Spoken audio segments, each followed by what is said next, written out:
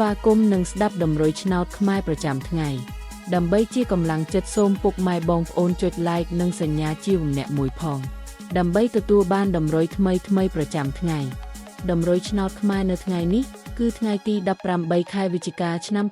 2025ដើម្បីកុំឲ្យខាតពេលយូរសូមស្ដាប់ដំរុយឆ្នោតពី admin មានលេខ69397319សម្រាប់ប៉ុស ABCD សម្រាប់លេខ OZ admin មាន2គ្រាប់គឺ OZ ខ្ទង់90និង20សម្រាប់3លេខគឺ admin មាន2គ្រាប់ផងដែរគឺមានលេខ